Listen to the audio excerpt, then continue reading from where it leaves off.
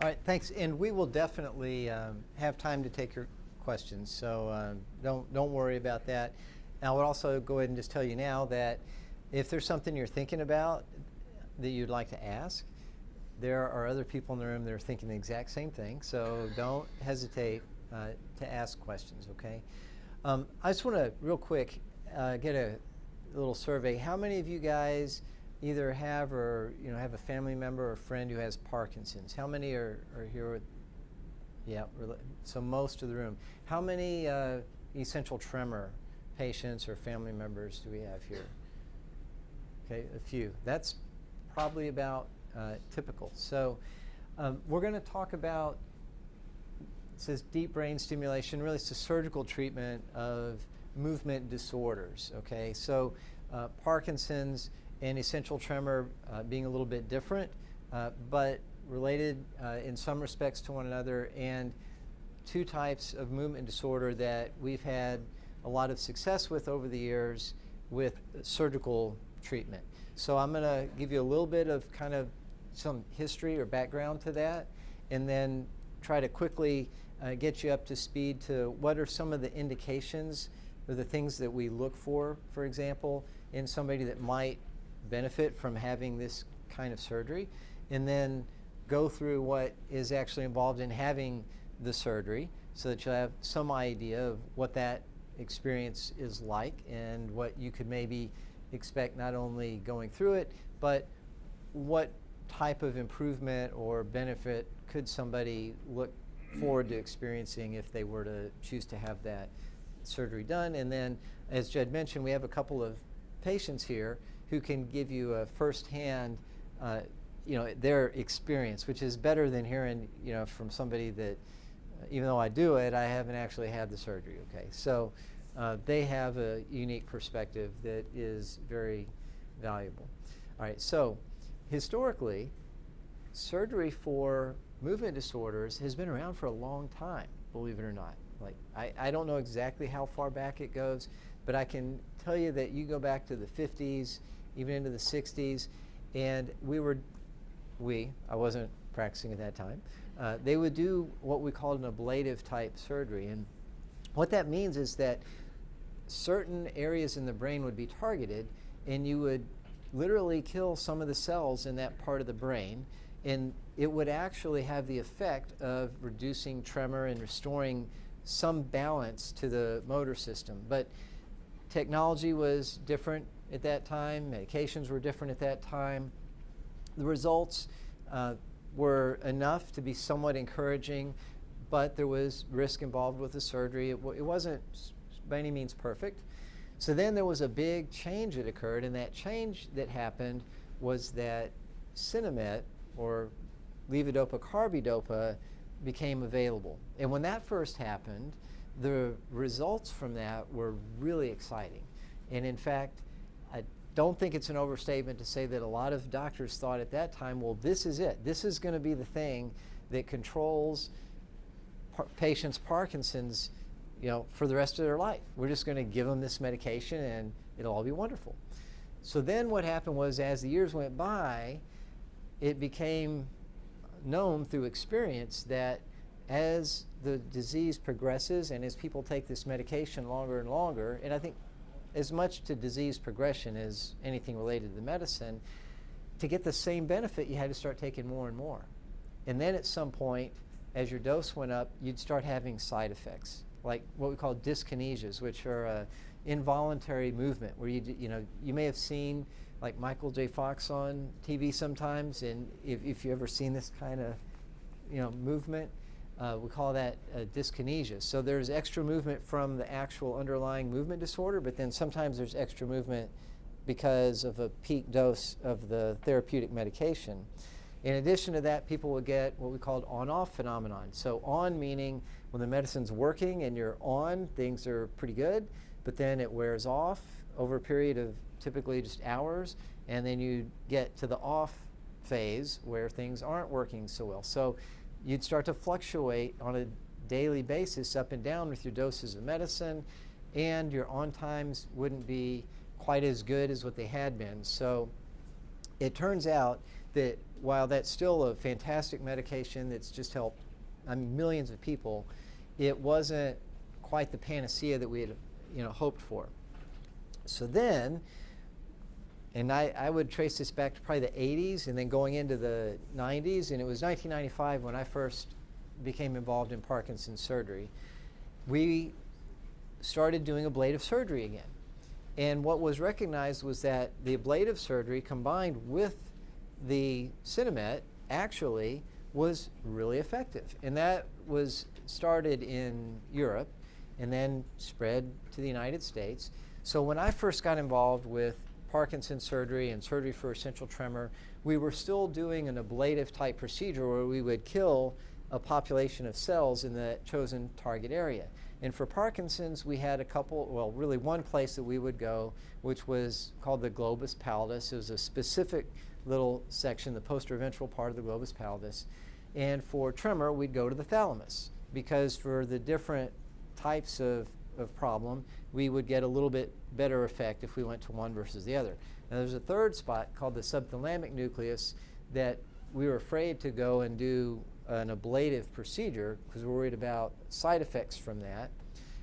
But that's now become a commonly targeted area with the technology that we have with DBS. So high frequency stimulation or deep brain stimulation is basically like putting a pacemaker into that target area of the brain and stimulating those cells to an extent that they don't work properly, and it has a similar effect to an ablative procedure where you went and you killed the cells. But the good thing about that is, number one, it's adjustable. So you could turn it up or turn it down, you could change it over time, and you can change it without going to the OR. So with an ablative procedure, once you've done it, you can't make it bigger without going back to the OR, and you can't make it smaller, period. So with stimulation, we have a great capacity to adjust that over time. So that's one advantage. And then the other being, you can just turn it off, right? I mean, you couldn't just take back an ablative procedure once you had done it. So that was a really big step forward. Most of the initial work, I think, was done in France, if I'm not mistaken. It became FDA approved in the States. Was it 2001 or 2003? 2002. Okay. First for tremor and then for Parkinson's. And so we've been doing that. That's really become more of the standard way that we approach the surgical treatment of Parkinson's and essential tremor, is we'll put in these pacemaker type devices that are stimulators as opposed to doing an ablative procedure. Okay, so that's like 50 or 60 years worth of history, but it's kind of interesting and probably worthwhile for you to have some familiarity with that. So the most common things that we see are Parkinson's and essential tremor. Dystonia is another type of problem that we found it can be really effectively treated with this. I don't think there's anybody in the room that has that. So when we're looking at somebody who has one of these diagnoses, what is it that we're looking for to figure out, is this the right answer for you, or would this benefit you? So with Parkinson's, an old rule of thumb was that in the early stages of the disease, it's really still well managed with medication.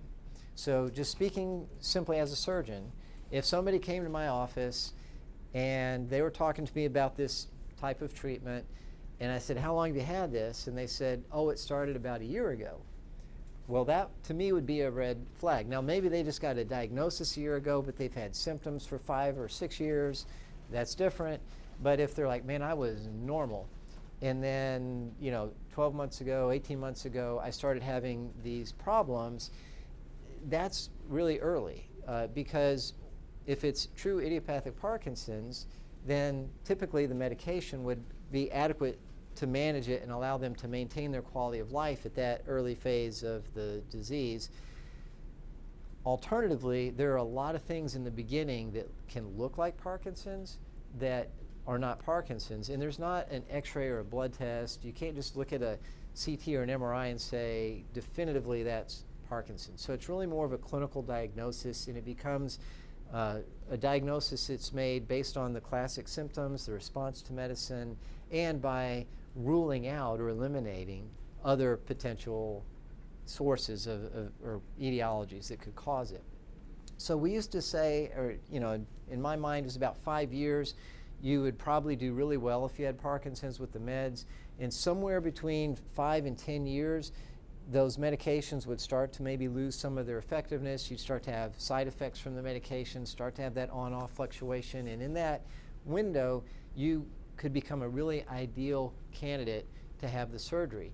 Now, not for you guys to worry about, but there is kind of a debate, a healthy academic debate about, do you do the surgery earlier or do you do it later? Do people need to be more severely affected, or is it better to go ahead and do the surgery at an earlier phase? And so it's not like it has to be rigid. It's 5 years. It could be less, it could be more. Sometimes even getting somebody to think back to when they really first became symptomatic is hard. So you can't even always know exactly how long it's been. But the main thing is you should have some season where in the early phases you can cope with it reasonably well with medical management. And then as it starts to interfere more with your quality of life, then surgery can start to become a really good option for you. At the other extreme end of the spectrum, there are people that will end up in my office that for surgical consultation that have had the disease for a very, very long time. And let's say they really can't care for themselves anymore, they're wheelchair bound, they haven't walked in years. The surgery's not going to suddenly turn the clock back, 15 years for that person. And so the benefit that they might get may not be worth going through the procedure. So if you're at the very beginning or if you're in the really late stages of the disease, you're probably not a great candidate for the surgery, but there is a sweet spot, and it's years, okay? It's not months. I mean, it's any number of years, and it can vary from one person to another, where the benefit to you, the return on investment, if you will, for going through this is actually quite good. Now, tremor is different, very debilitating when it becomes severe and profound, because you can't even hold a cup, you can't sign your name, you can't do simple basic daily activities. It's extremely common. I mean, there are millions of people that have tremor. However, for many of them, it's not so profound that they can't function, and they choose to live with it. There's not really great medication that works for that. I mean, there are a lot of things that have been tried and maybe have some effectiveness, whether it's beta blockers, other types of medications, but really it's a process that you either cope with it or it becomes so pronounced that it's interfering with normal daily life to the point that, hey, doing the surgery, if that'll control it, becomes worthwhile. But it's a little bit or significantly different disease process, if you will, than Parkinson's. But the technology for it is all the same. Okay, so those are just kind of some of the background or the indications for somebody that's interested in whether this would be helpful to them. Got essential tremor, it's really interfering with your life, and you've been referred for surgical consultation, and you're wondering, well, okay, what is this going to be like? What am I going to go through? What's actually going to happen? And there's more than one way, technically, to do the surgery, and I've personally got experience with a lot of different ways of doing it. The bottom line is getting the little electrode, that little pacemaker type lead, to the precise place in the brain where we want it. And so however you choose to target that, whether you're using a regular conventional frame, which I grew up as a neurosurgeon using the CRW, or whether you're using a frameless system, or whether you're using what I'm using now, a mini frame, it's all designed to accomplish the same thing. Some surgeons will use MRI and CT, some do microelectric recordings, some don't. We actually used to do something called ventriculography back in the day, which was really fun for us. But it's all designed, again, to help you confirm you're in the right place. So what do I do today? Well, so this is an old conventional frame. It's actually a great piece of equipment, very reliable and works beautifully. This is a picture of what a mini frame looks like. And the mini frame has some advantages. So I'm now using the mini frame, and here's kind of why, and here's what it would be like for the patient. So we've decided we're going to do the surgery, we're moving forward. So you would come in, and we would then place, as an outpatient, some markers, 4 markers, 2 in the front, 2 in the back, and they'd be under the skin, and then we do an MRI and a CAT scan, take the data from the MRI and the CAT scan, put it in the computer, and using a software program, we would pick the targets in the brain where we want to go, pick the entry points where we want to go, and then that would create a plan for a construction of this frame. So you'd come in, you'd have the little markers put in, have the MRI, have the CT, and you go home. We can do that under just a little local, numbing up the skin. You go home, and over the course of the next week, what happens is we make the computer plan, we send it off, we get a custom frame made that is constructed precisely to allow us to put those leads right where we want them to go. So then when you come back, it's really the first phase, if you will, of the actual surgical procedure. And that's the part that you guys have probably heard about or are more familiar with, where we go to the operating room, and with the patient actually awake, we implant those leads. So that's done by making an incision on the right and if it's bilateral, which most of these are, make an incision on the right and on the left. We drill a little hole in the skull. It's about the size of a dime, okay, so that we can get access through the skull, open the little covering over the brain, and then using that frame, we can very precisely guide the electrode down to the target area where we want to go. Now, the other thing that most of us are doing these days is microelectrode recording, and that's where we can actually record the electrical activity of the brain. And why do we do that? We do that because there's a very characteristic signature, electronic signature, that tells us where we are and if we're in the place that we would like to be. So we'll record over the last 10 or 15 millimeters or so and see if it gives us that characteristic firing pattern that we're looking for. And it's a way of confirming the precise localization. Then after we take the little recording part out, we'll put the actual lead in that we're going to leave in. And this is the reason why the patient is awake. We can then actually do some test runs. We can hook it up, and we can turn it on, and we can see what effect it has. We can see how well it controls symptoms. We can also look and see, does it create side effects that we're trying to avoid? And that's very useful feedback that we can get real time, and then with that data, we can determine if we need to make a small adjustment in the placement or in the location of where that lead is. So again, all this is about getting that lead into the sweet spot where we really will get the best benefit to you of having it placed.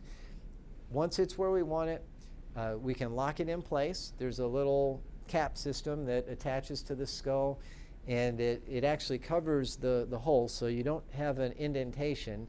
It's not intended to be cosmetic. It's intended really to secure it, which it does. So that way you can go on after all this is done and be active and exercise or swim or whatever you want to do, and it's not going to move this electrode from where we placed it in the brain. So we'd put typically both of them in. Occasionally, if somebody's just profoundly affected on one side of the body, we may just put the one in to affect that side of the body, but put them both in. And then we would leave what we call the distal end, or the outer end of that lead, under the skin, coiled up, and close everything up, and you go to the recovery room, and that's it for the day, okay? We typically would do this in the morning because people tend to get fatigued. You're anxious, you're excited, you're nervous, and it's a big deal, and adrenaline is flowing, and then you go through it, and by midday people are just ready to have lunch and take a break. So we try to get this done in the morning. We keep people overnight in the hospital, and then within a day, maybe 2 days, you can go home. At this point, it's not on, right? It's not working. We've only put the leads in the brain. You would come back the next week, and that's when we put the little pacemaker-like device in. And that device does two things. Number one, it allows us to adjust the electronic settings on the device to turn it up or turn it down or change the shape of the electrical field. And then the other thing is it's the power source for this. It's the actual battery that gives it the energy to work.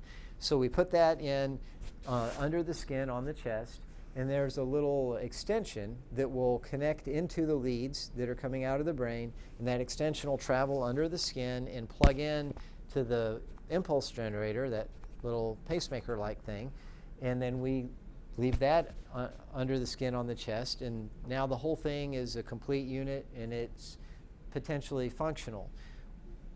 You can go home the same day, and typically people go home the same day from that surgery. Now, we don't typically turn them on at that point, right? So you'd still be off. And the reason for that is that the programming is better done typically when everything is settled down in the brain after the operation. There was some concern about side effects or complications doing it too soon. I haven't seen a lot of that, probably because we never do it right away, for one thing. But the other aspect of it is, apart from any kind of real safety concern, is you'll sometimes get a temporary therapeutic effect of us just putting the leads in the brain, because it'll create a little bit of irritation or swelling that will have a beneficial effect. But then as that resolves, then you kind of go back to where you were. So if you're the neurologist trying to do the programming of this thing, you find yourself kind of, chasing your tail, so to speak. So it's better to give it a few weeks, let everything settle down. You go into the office, and that's when the programming begins, and that's when you start to see the therapeutic effect or the benefit of having the stimulators implanted.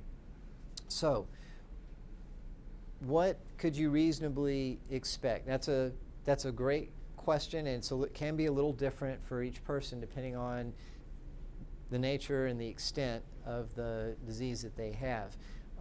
First of all, the goal is to make you the best that you can be, to make you the highest functioning and have the best quality of life that you can.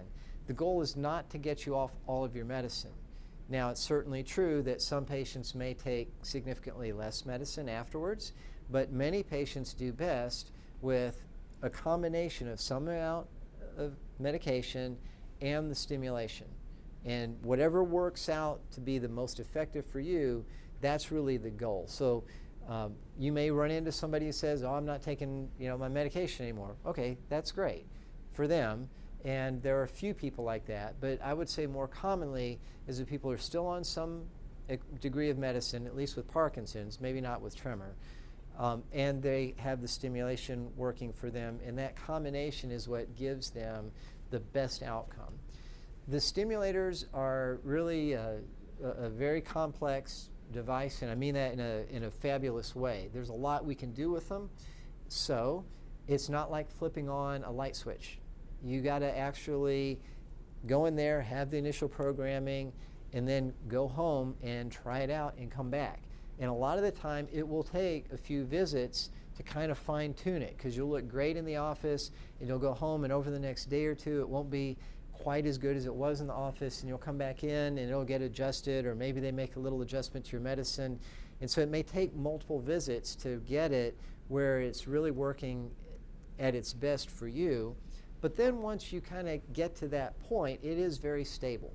So at that point, there are typically not significant changes made. Now, the beauty is that 6 months later, a year later, 2 years later, whatever it may be, your Parkinson's progresses, you have a little more trouble, they can make adjustments to it, all right? So and that's just a simple office visit.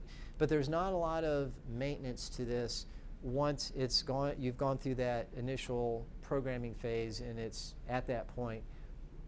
As a rule of thumb with Parkinson's, and again, this is just very rough, okay? But I'll ask people, what are you like when you're at your very best? When you've had enough sleep, when you've had something to eat, you've taken your medication, and it's all working, and you're really doing well. And they'll think about that. Okay, well, that's kind of our goal, is to get you to that place, but have you be there 24/7. Now, that's not to say that you might be, in some cases, even better than what you are currently, at your best. You might. Also, it may not always be 24/7 with the stimulation, okay?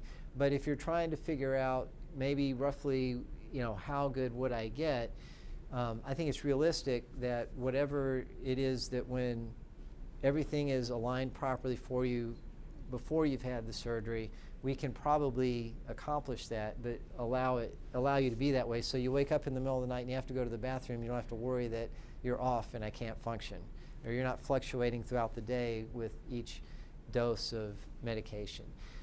It's really effective for tremor, rigidity. It helps with bradykinesia. It can help with gait. Axial or midline symptoms are sometimes more difficult to control, so things like voice and speech. It's not typically as helpful for those.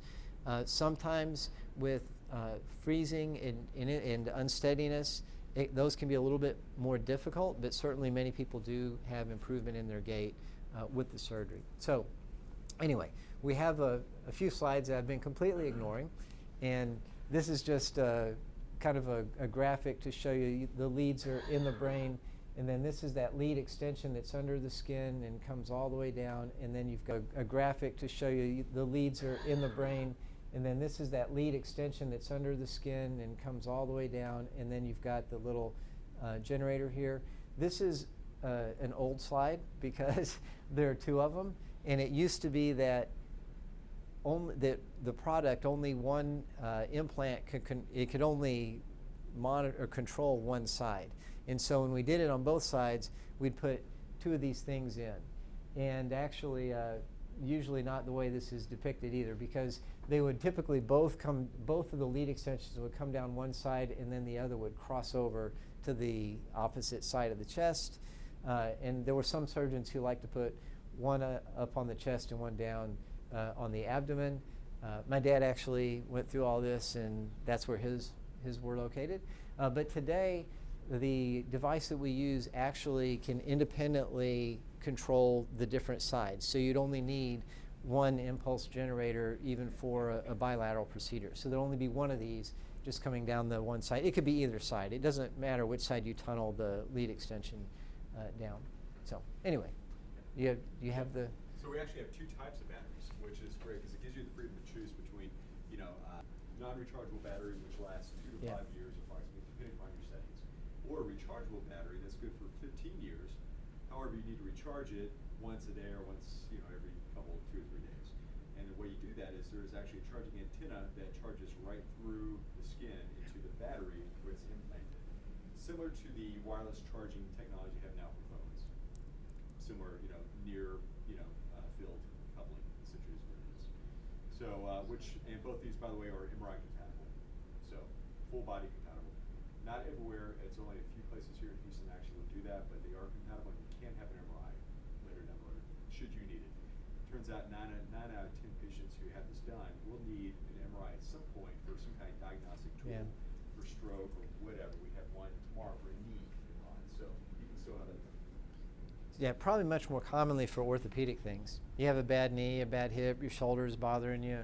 That's what we run into. And the reason that Judd's mentioning this is that with some of the original versions of this, we had a lot of concern about having an MRI.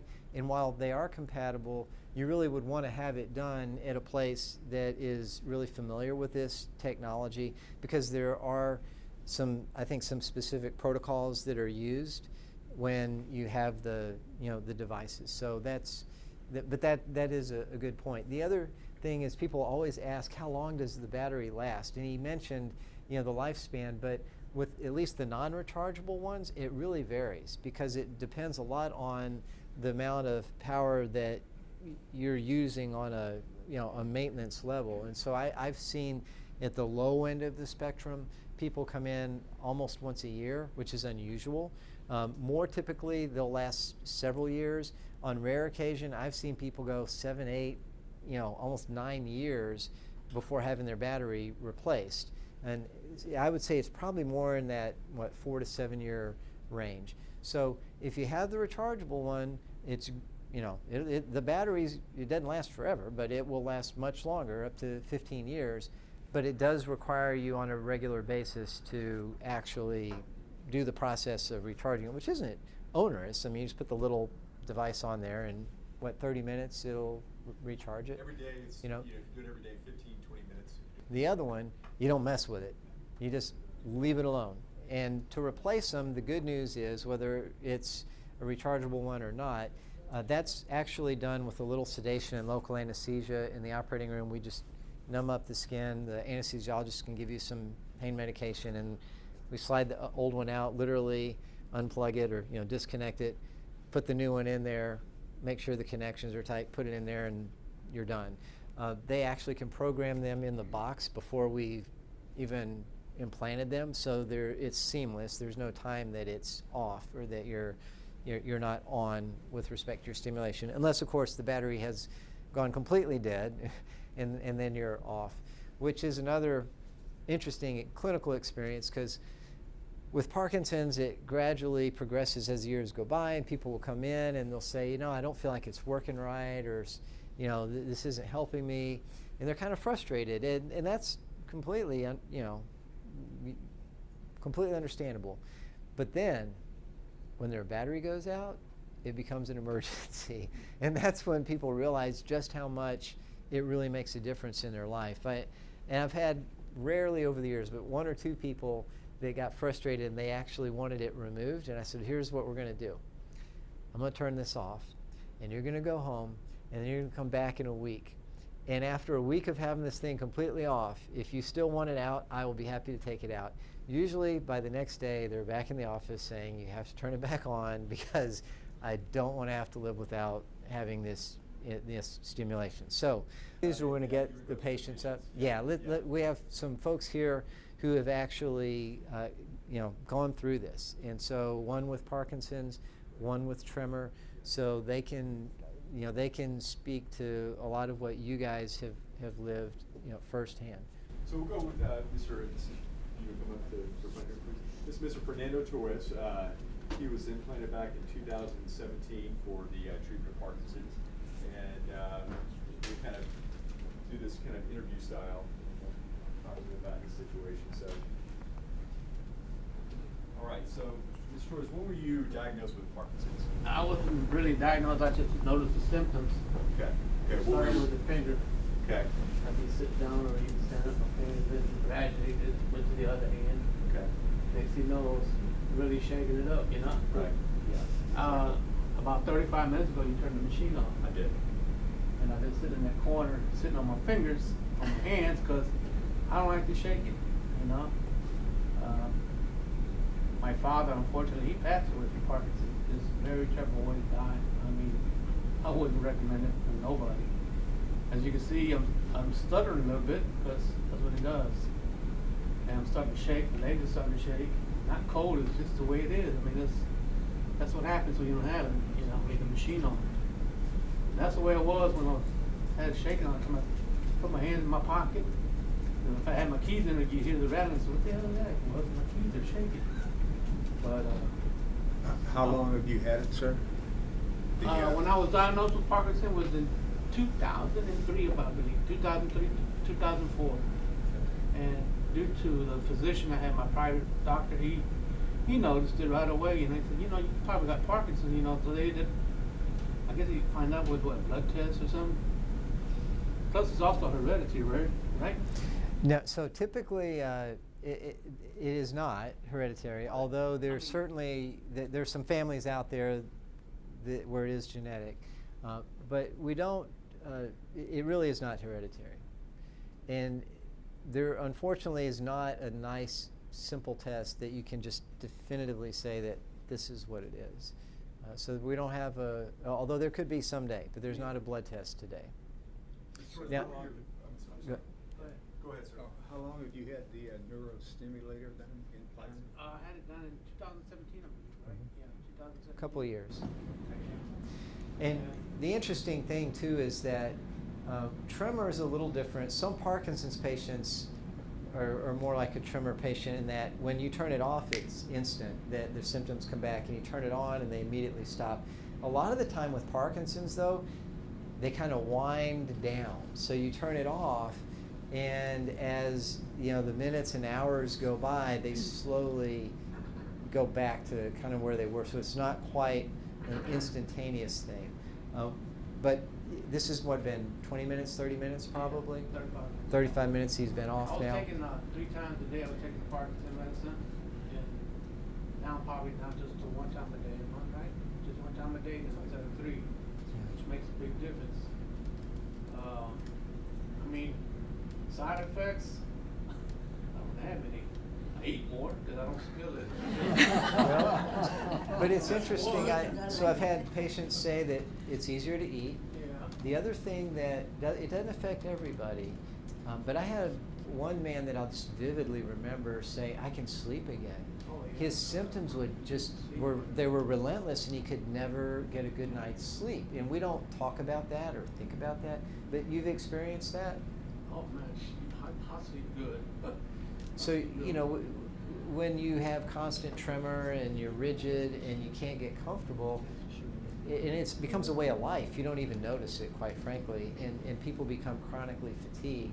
So some patients will notice that they sleep much better afterwards and they're more rested, which in turn helps them with their symptoms, because as you guys who have this know, if you're fatigued, if you haven't eaten, if you're stressed out, it exacerbates your symptoms and it makes them worse. Where's the scar?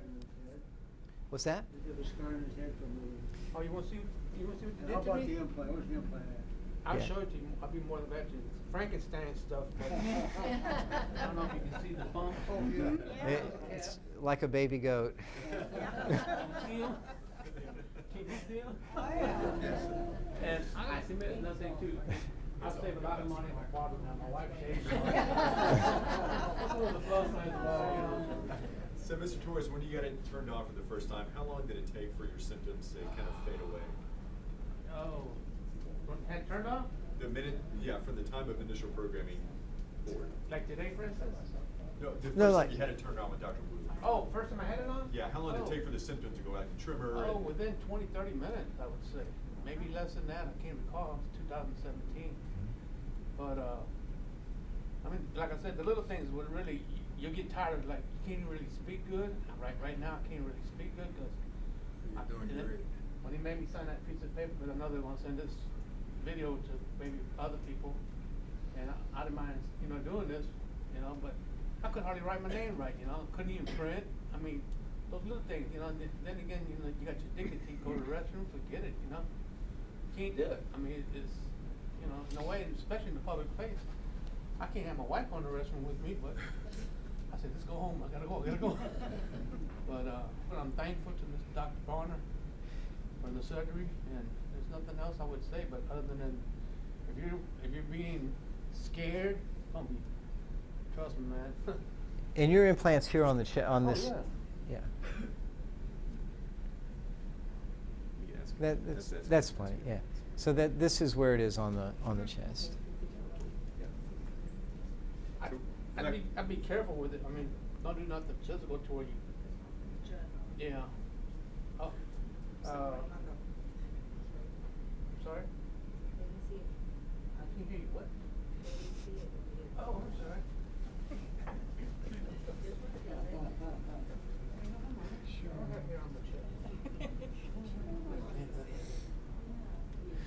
So what other questions do you guys have?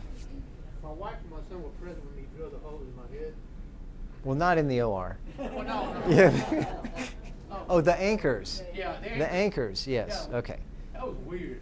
All right, we're not gonna make you suffer anymore. We're gonna go ahead and turn it back on. So kind of hold your hands out. Let's stay with this side.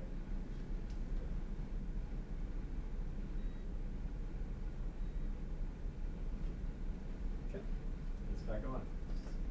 So, I feel a charge. I felt a little charge.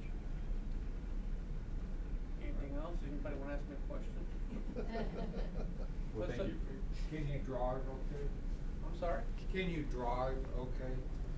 Okay, that's one good question. Can I drive? Mm-hmm. Now I can. And if the symptoms are to where you go get renew your license, they'll tell you no. I see. So, and just not too long ago, I had to go renew my license. Yeah. And when you do, you have to fill out that form. I put down I had Parkinson's. And the lady said, don't do that. If you're cured, why are you putting, well, I have it. I still have Yeah. Parkinson's. It's not going to go away. Right. but I'm able to function like if I didn't have it, so I had to scratch it out. I didn't have Parkinson's, and I got my license, so. Then again, I wouldn't want to be on the street, shaking like that, but I guess in all fairness, the best thing about this, I don't spill half the beer I do nowadays. Less spilt beer. There I you, really there you go. Deeply appreciate what No, you you're did. welcome. Thank you for sharing. And to turn this back on, so each patient, their family will have one of these at home, so you actually can turn it on and off. And I think now they'll even put in a couple of program variations, so you cannot just randomly set it however you want, but within a couple of preset programs, you could choose which one you wanted to use at a given time. I don't know that, for most people, we try to get them where it's working best and don't mess with it. It is actually useful, though, sometimes if you're not feeling right or you don't quite feel well, just to be able to not turn it on or off, but just determine, is it on? Make sure that it's still functioning properly. You can actually do that at home. If you were in the early stages of programming and you were having side effects at home, worst case scenario, you can turn it off before you can even leave the house if it's for some reason bothering you. So that's unusual. With Parkinson's, you leave them on 24/7. I mean, there's no value in turning them off. With Tremor, most people leave them on. However, some people will turn them off at night when they're going to be asleep. They figure if I sleep for 7 or 8 hours, I'm saving 1/3 of the life of the battery. So maybe I get an extra year or two out of that battery if I do that. It's not as much of a problem to do that with Tremor because they more easily ramp up and go, whereas with Parkinson's, it's really debilitating to turn it on and off like that. And then you get up first thing in the morning or in the middle of the night and you can't hardly function, so you just leave it on if you've got Parkinson's. Does Medicare cover this treatment? Yeah, Medicare really is kind of the standard bearer, if you will, and so they made this an approved procedure in the early 2000s and they kind of set the trend, if you will, for most of the commercial carriers. Now, of course, most people are older and typically on Medicare, but we also have not really had too much trouble with the commercial plans either. So it's very well established as a accepted standard of treatment. So getting it authorized is not typically a problem. So we're very fortunate to have another speaker here. So Yep. Chris, if you want to come on up, please, sir. Chris has essential tremor and it's been implanted since 2016. So thank you very much for that. I appreciate it. Perfect. So you can kind of give a brief synopsis of your situation. So I had essential tremor since I was 17, and it just got progressively worse, and I took some of those beta blocker medications that Dr. Bonnen talked about. I got to the point where I was taking 1,600 milligrams of beta blocker every day to really have no benefit. I spent some time downtown in the medical center being evaluated to make sure I didn't have early onset Parkinson's, so they couldn't tell me if I did or did not. I'm fortunate that my spouse works for Dr. Bonnen. and Kim said to me, hey, well, why don't you come in and talk to Dr. B and explain to him what's going on with you, and maybe this DBS therapy can help you. So I came in and talked to Dr. B, and we went back and forth for a little while, and I was implanted, like Judge said, in 2016, and I've had my battery replaced once, which literally I think took Dr. Bonnen 7 minutes to do when he did it.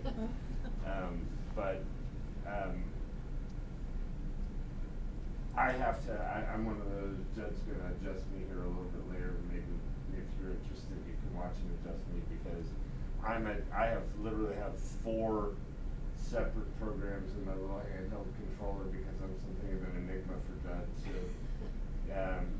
the only side effects I've ever had, number one, I can't write as well as I used to because, like Dr. Bonnen said, when you have an essential tremor, you adjust to it. So my brain adjusted to the fact that I had tremor, and so now my writing is garbage. And Judd hasn't been able to fix that yet. But it's fascinating because when I turn it off, my handwriting improves dramatically. The second thing is on my initial program, program A. In fact, I'll show you guys. On my program A, I sound like I'm drunk. And there's probably a real reason why that is that Dr. Bonnen and Judd can tell you about. But come on in here.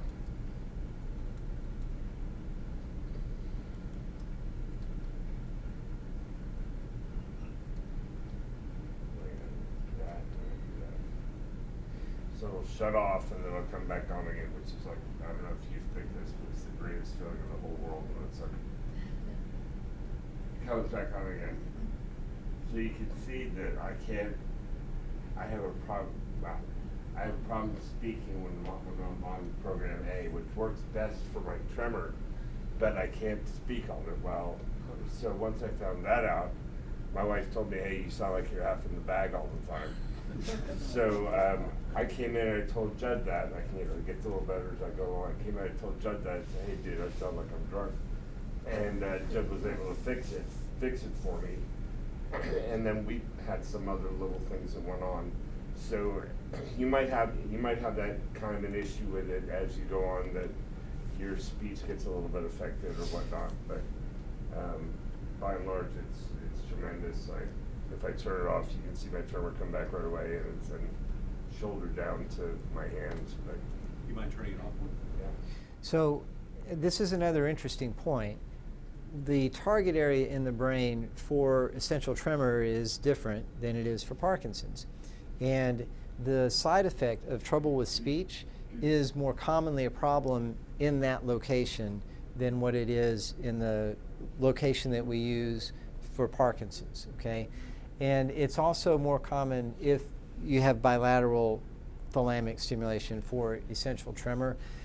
The other interesting thing is with the programming, there are 4 little contact points on the bottom of the lead, and then of course we have the implant itself. So we have a whole myriad of different combinations that we can use when we're doing the programming, apart from voltage and current and pulse width. So it affects the size and the shape of the electric field, and that's how you can avoid some of the side effects, is by changing the size and the shape and the location of that field. And you can see, so now he's off. Men versus women who have tremors and Parkinson's? Yeah, it's not a huge discrepancy. It really isn't. So it affects everybody, unfortunately, men and women. Chris, you're a young-looking guy. He is. How does it affect your physical activity, whatever it is that you like to do? Well, I can't play rugby anymore. Okay. Because Dr. Bonnen would approve me playing rugby. But apart from that, it doesn't affect anything. There's no impact to me at all. You saw the controller sits right there, and you've got the Lead extension. Lead extension that runs right there. So I'm going to be playing rugby. It'll get your attention if you whack it with something accidentally. I do that in the gym more often than I should admit to. Also, if you're a fan of tanning beds, the tanning beds are discouraged. But you do go to the gym, though. I do go to the gym. I play basketball. I play softball. I go to the gym. I run. I have not skydived with it in, but I plan on skydiving with it in. What's up to your doctor? I'm not going to tell him. My committee's going to say, hey, what'd you do this week? I say, hey, I went skydiving. I mean, come on. What am I going to tell him ahead of time? You might tell me no. But it hasn't affected the physical activity at all. Thank you very much. It just made it easier to do some things. Like, I couldn't, there was no way I was playing pool beforehand. It was high adventure. Yeah. Thanks, Chris. Any problems going through airport security? No, That's a actually, good question. I don't have problems going through airport security. I travel pretty frequently for my job. The only thing I'll tell you about airport security is they give you a little card comes in the mail. You get a card when you have it installed, and a little card comes in the mail that says, I actually have it, that says, hey, I have this electronic thing put in my head. So you can show it to the airport security. The safest way to do it is to go through the whole body scanner, because you really shouldn't go through the magnetometer, because the magnetometer can accidentally turn it off. I've never had that problem, and I'm an impatient human being, so I don't usually wait for the whole body scanner. I go through the magnetometer, but I always have my controller just in case it turns it off. I can turn it back on. And that's probably less of a problem with the newer models. That's correct, right? yeah. Yeah. That's correct, yeah. No So with the original versions of the impulse generator, literally with a magnet, you could swipe the magnet over it and turn it off or turn it on. And so that was really a sensitive issue. That's not the case for the current generation of implants, so you should be safe. Yeah. I think we had a question in the front row or behind you. Yeah. Yeah, sorry. if I heard you right, you said like if it's with Parkinson's, there's kind of a window of opportunity that it works. What about with essential tremors? Because I know someone who has that, it's continually getting worse. Yeah, I think with essential tremor, it's a quality of life question. There are a lot of people that have a more mild version of essential tremor, and so they just make the calculated decision that I can cope with this and I really don't want to go through the surgery.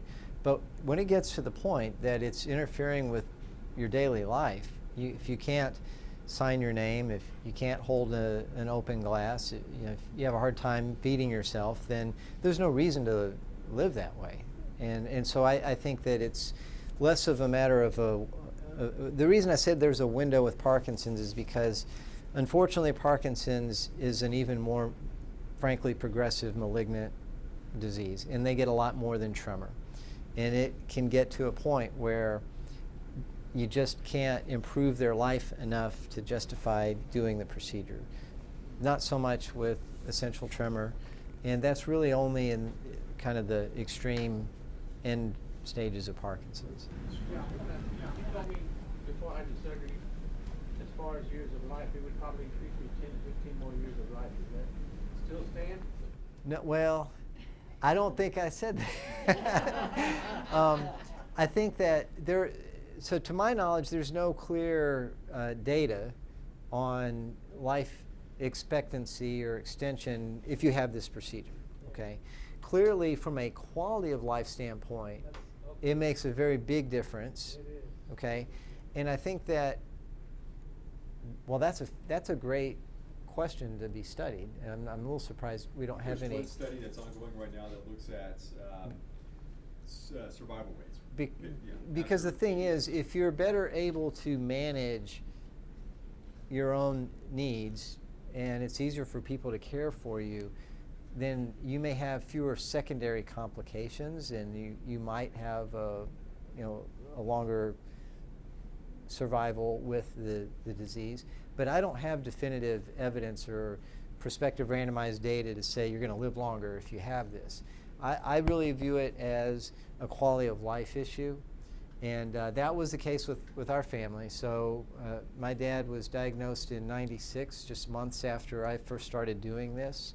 I figured out in my family room that that's what it was, and I happened to have some Cinemet around the house because it's one of the things that I do. And I said, "Here, I want you to take this," and he responded really beautifully to it, and I thought, yeah, well, we know what this is.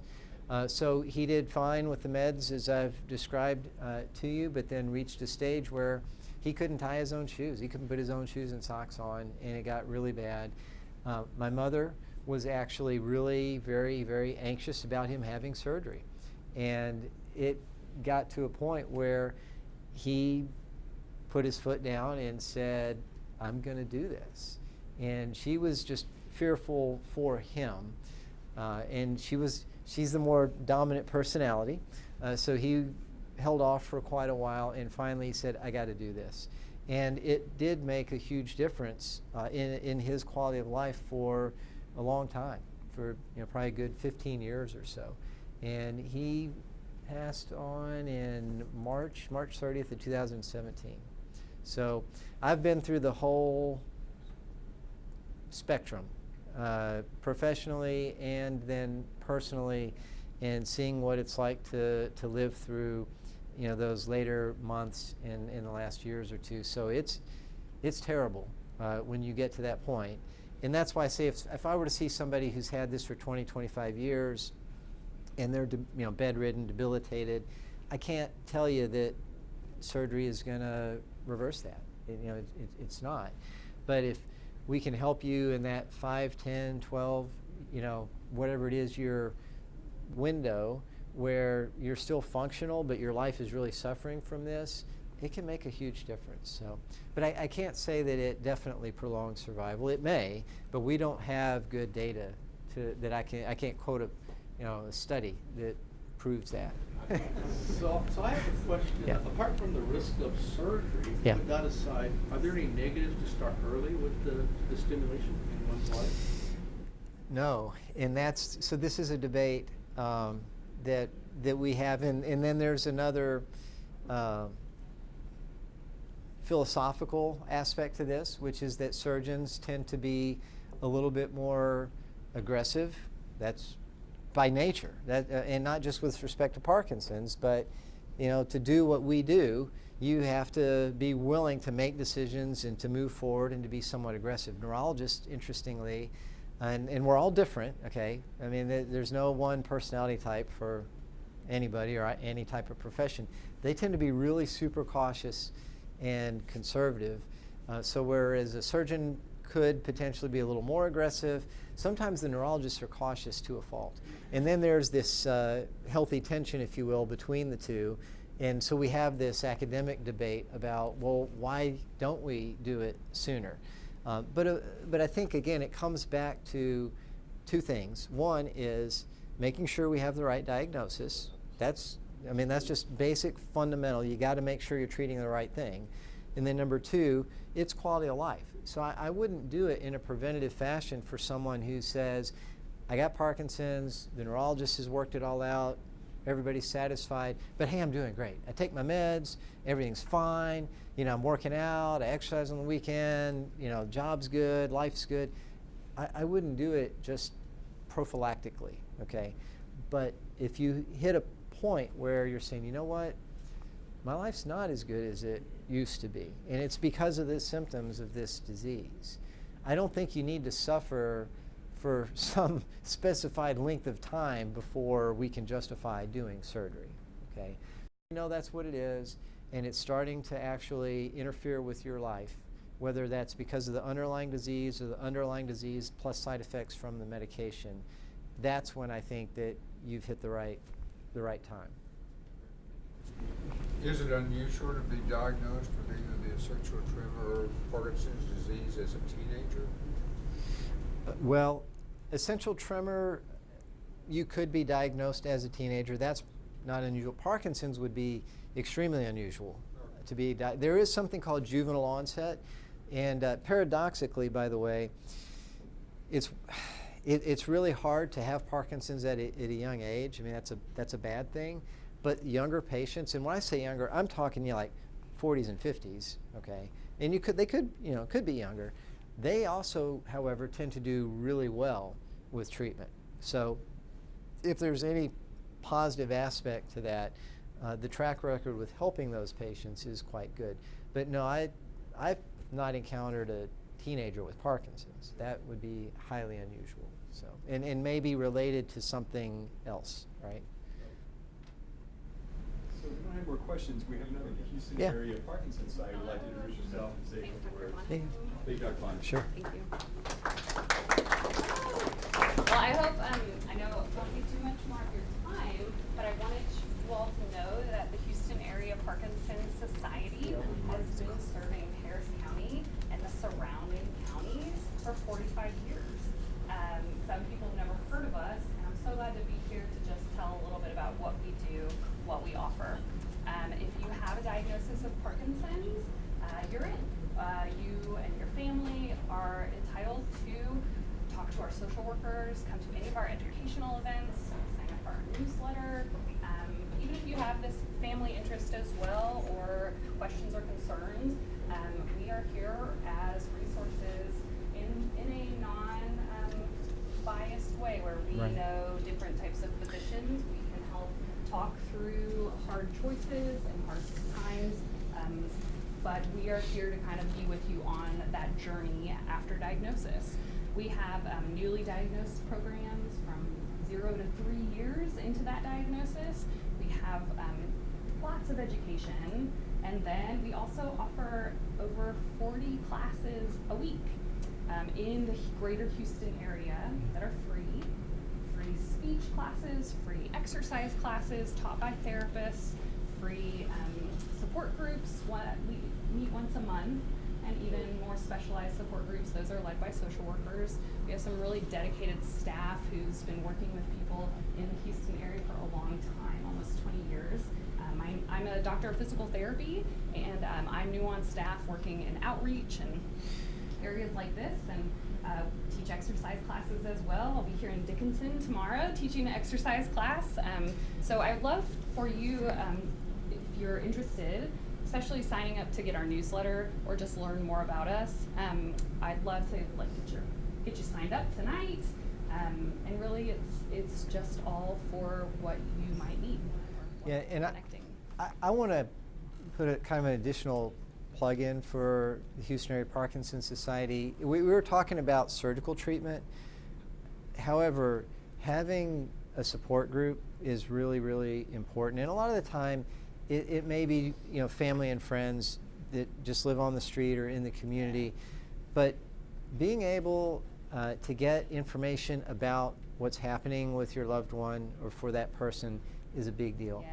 Being able to find other people who have walked down this path, and because they know things that your family doesn't know, right? That your neighbors can't understand. Yeah. And to be able to connect with other people who are going through this is a big deal. Somebody asked about young people having it. Sometimes that's really hard, because I've had some younger patients and they're still working and they're still trying Right. to live in an earlier phase of life, and they'll go to a meeting and they see a bunch of folks who are frankly retired and in a different season of life, and they don't feel like they fit in. Yeah. But And HAPS is but really- through HAPS you yeah. can find Yeah. those connections, because guaranteed you're not alone, okay? There's somebody else out there that you can connect with. So this is a big deal. So again, the focus was surgery, but this is part of life with a movement disorder or with Parkinson's. And then the other thing, I didn't know you were a physical therapist, I am, yes. is that surgery helps a lot of people, but pretty much everybody with Parkinson's, without exception, would benefit from physical therapy. And there's actually a very specific type of therapy. There are protocols that have been developed. It's called LSVT. Originally, it was for voice, because it's really, really, really common that people with Parkinson's have a hard time generating volume, and they have a hard time with their speech. So this was intended to help people learn how to overcome that. And now it's been extended to a whole different area to help you with your movements, to help you with your gait and with your motor skills. And I have seen some patients that have had really amazing results going through a month or 2 months of therapy, and that's something that you really should think about. The other thing is, because it's a progressive disease, Parkinson's is, you may do that, and a year or 2 years later, it's worth it to go back and do it again, because you're not the same a year later as you were when you went through it the first time. So these are non-surgical things, but they're really important resources. And specifically with PT, a therapist that's trained in LSVT is going to be able to help you. Not to discourage you from conventional PT, but a location where they have somebody expert in dealing with people with Parkinson's can really make a difference. And So. I personally am happy to help you find that therapist in that place. If it's not here, then where works for you and your family. I do that for folks all the time. So even being able to talk and consult with me as a PT to just learn what is it like when you go to therapy. We don't have studies too many on DBS survival rate. We do know if you exercise and if you do the LSVT program, you improve how you move. Yeah. You also improve your bowel function, your sleeping, your energy, everything improves if you go through that LSVT program. And if you continue doing those exercises, which are fun and easy, your quality of movement, what you gain, you keep. So exercise is a very well studied, excellent intervention to prevent Parkinson's from getting worse, to improve things where you are now.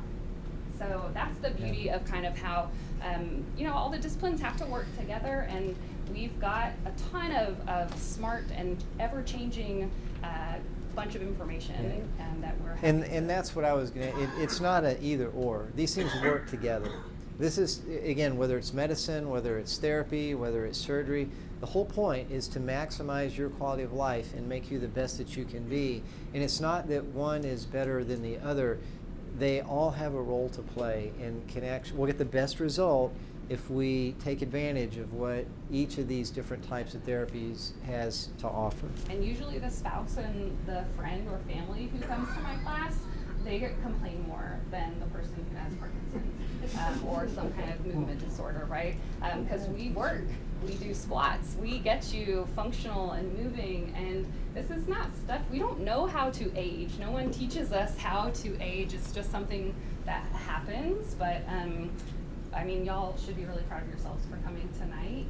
Learning is a great way to start seeing how you can tackle certain things and getting to know what's out there. Thanks. Please say hi, and I'd love to get to know y'all.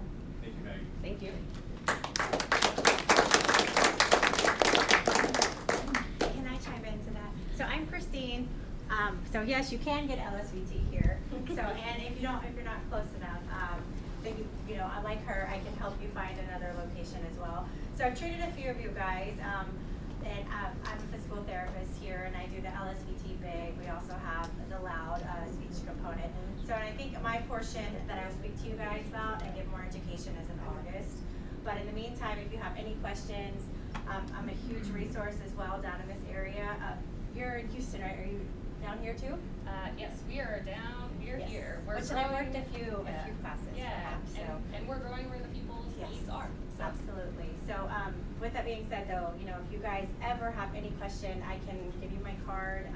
It was funny because she said, they're easy exercises, and I looked immediately at my patients that have done that. And That's I'm what like, you have to tell people, and they never know. They're easy. They're fun. But I After you progressively learn make them harder, but that's because that's what you need to get better. But when you leave the last day, I let the patients usually run the exercise group, and I let them go back to the basics. So it's pretty easy for you to continue. But yeah, like she said, huge quality of life. As soon as anyone receives a diagnosis, we always recommend physical exercise up front. Sorry if I missed that. Mommy duty's called. My 1-year-old is next door with my 14-year-old, not by himself. So, yeah, it's a pleasure seeing all of you guys here. Thank you for coming, and I look forward to seeing you guys hopefully treating you. Christy, one quick question. Sure. He was supposed to ask you before you graduated last week. Yes. If he deems it necessary or beneficial to come back next year, what's the process? Go back So- to the neurologist? And it doesn't get a even necessarily prescription, have to or, be I mean, the neurologist. You do want to get a script though. And I would recommend every 6 months checking up. What Martha and I, the speech therapist, have started doing is keeping a log of our patients, because we do know stuff happens, life gets in the way. And we're going to do a follow-up call probably every 6 months just to check on you. And if you're doing great, A-okay, and you don't need us, and you're doing your exercises like you're supposed to be, then, that's awesome. If every once in a while, we understand you take a few steps back, so we can definitely get you back in, because, it being progressive, we want to make sure we're staying on top of your physical health. One thing I did want to mention, we boxing program. It's not contact, Dawn. It's not contact, you don't punch each other, but it's specific to Parkinson's. So that will be coming very soon. We're hoping to launch it in July, and it will be, I do have the approval. This gym right behind here, this big building back here, is where we will host the classes. So we'll probably start off twice a week, and then as the need progresses, we'll become more available and have more classes. So, and that's just something that I've seen that there is a huge need for, because you do your exercises, you do amazing while you're in therapy, and of course you're performing for the therapist, so you do really well in front of the therapist. But as we all know, not everybody is really compliant all the time with staying active. So at least like if you're in a group setting like that, and it's a resource for you and it's fun, you're more likely to stay active and stay healthy. So I'm super excited about it. I'm a big driver of it because my dad does have Parkinson's. So I tell them every week our progress, and